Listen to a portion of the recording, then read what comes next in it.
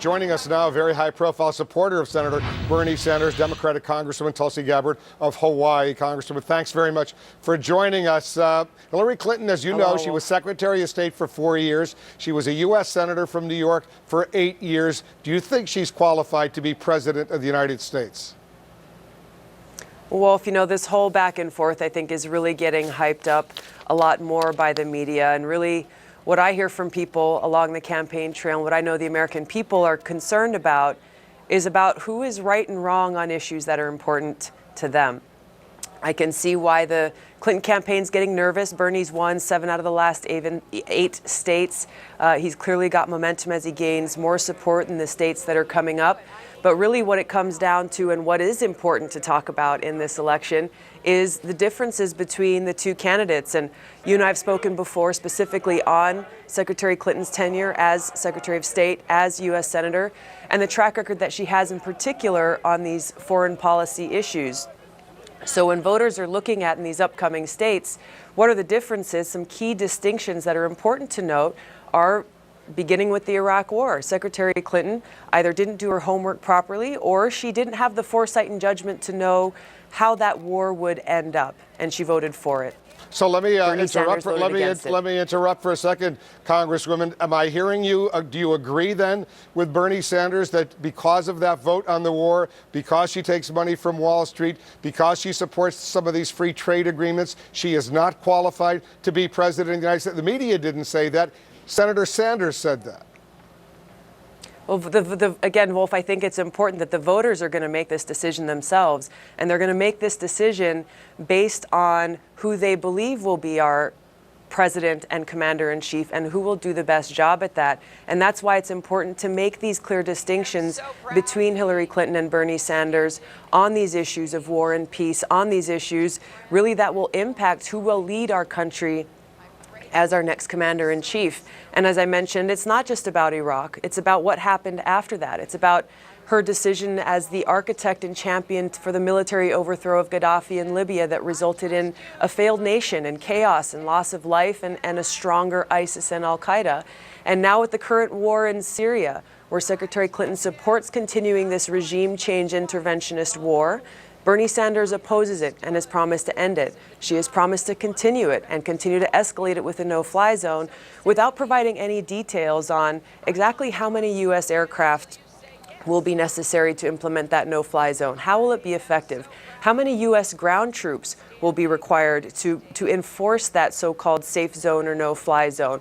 What will happen if a Russian plane, for example, violates that no-fly zone? There's so many questions on what she is proposing to do on this current day war in Syria that have yet to be answered. And I encourage you to ask her those questions in the debate that you're going to be moderating coming up in New York. I'm sure we will, but it sounds like you're making the case that you don't believe she's qualified to be president of the United States. Let me rephrase the question and ask you this. Let's say she gets the Democratic nomination. Will you support her? I am focused on supporting Bernie Sanders in winning this Democratic nomination.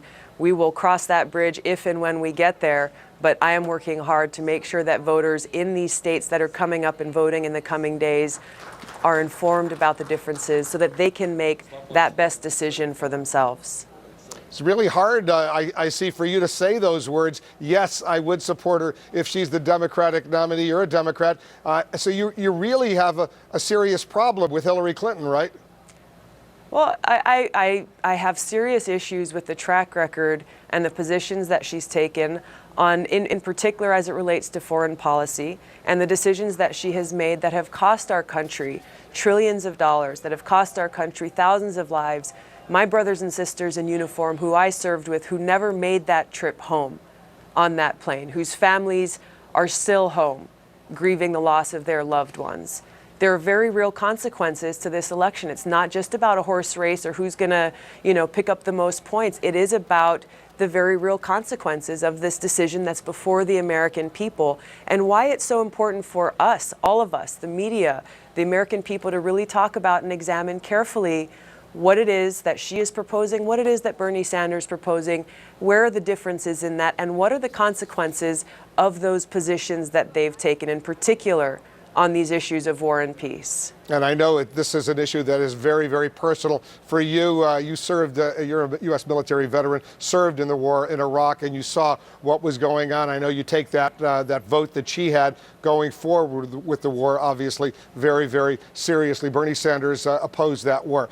Let's talk about Bernie Sanders as a Democrat. You're a Democrat. You're the Democratic Congresswoman from Hawaii. He's not a Democrat, although he's running for the Democratic presidential nomination. So far, it doesn't look like any of his Democratic colleagues, he's an independent senator from Vermont, but none of the Democrats in the Senate have endorsed him in the Senate. He's got some supporters in the House of Representatives like you, but not in the Senate. Why do you believe no Democratic senator has endorsed him?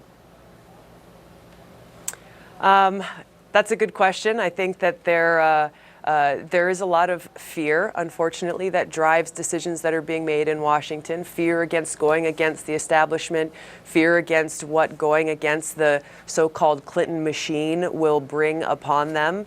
I'm not going to speak for any particular senator or make presumptions about why they're making their own decisions. But I think for those who have endorsed Bernie Sanders, whether they're elected officials or people out in these communities, people who I've met who are really excited and hopeful about the opportunity to really empower the people again and take government and those out of the hands of those very few powerful, very wealthy, and those very few who have influence, and really open the doors wide up so that we're focusing on exactly who we are supposed to be serving as public servants, as elected officials. And remember that. Remember who hired us to do our jobs. All right, Tulsi Gabbard, I want you to stand by. We have more to discuss. We'll take a quick break. Much more with the Democratic Congresswoman from Hawaii, an Iraq War veteran, right after this. We're back with Congresswoman Tulsi Gabbard of Hawaii. She's a leading supporter of Senator Bernie Sanders' campaign.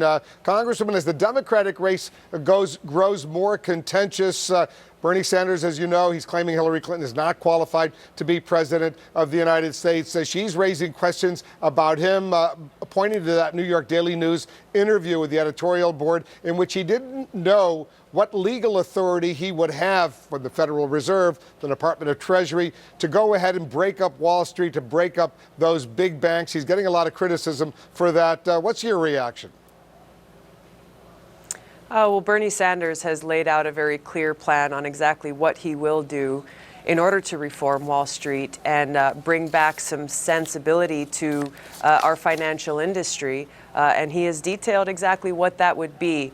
There have also been articles and experts and economists who've defended Bernie Sanders' interview there, who've said exactly what he laid out that he will do and the distinctions that he made. I think an important difference between Secretary Clinton and Senator Sanders is on the reinstatement of a Glass-Steagall Act. This is one of the key elements of Bernie Sanders' plan that he's laid out, which is to reinstate a 21st century Glass-Steagall Act, something that would separate the risky investment banking practices that were really the cause of this 2008 crash in our economy from the commercial banking that consumers rely on for their day-to-day lives and their work. This is something that Secretary Clinton has refused to support. And so it actually doesn't surprise me that rather than really talking about the substance and the differences between their plan and how they will reform Wall Street, instead they're trying to raise, things that really don't exist, saying that Senator Sanders doesn't have a plan when he talks almost every day about what his plan is. Do you believe, Congresswoman, that Bernie Sanders' best political interest right now is to really go negative against Hillary Clinton? I actually disagree that Senator Sanders is going negative. I think that he is doing something that I think he'll probably continue to do, and that is raise the differences and raise the contrasts between he and Secretary Clinton, both on their record as well as on their positions on different issues. He feels really strongly about a lot of these things, including Wall Street reform and how to make sure that the financial industry is best serving a stable economy and the American people. And I imagine that he will continue to raise those differences so people know before they go and cast votes in New York, in Pennsylvania, in California, and all these other states that have yet to vote, so they know exactly who they're getting. But it is pretty negative when he says she's not qualified to be president. Doesn't get a whole lot more negative than that, right? He's raising, I think it's important that you look at the context of the points that he's raising, and you could say the very same things about Secretary Clinton and what she's saying and her surrogates are saying about Senator Sanders. I think if you look at the substance of what Senator Sanders is talking about, it is about raising the differences and informing people about how he and Secretary Clinton disagree on some pretty key and important issues, whether it be Wall Street reform, whether it be the Iraq war, whether it be the current war, the regime change, unnecessary war happening in Syria that's causing so much human suffering and strengthening our enemy in ISIS and Al-Qaeda. There are clear differences, and I think it's important, actually, for Senator Sanders to continue contrasting his positions with Secretary Clinton's positions, because there are real differences that are there. Congresswoman Tulsi Gabbard, thanks very much for joining us. Thanks, Wolf. Aloha.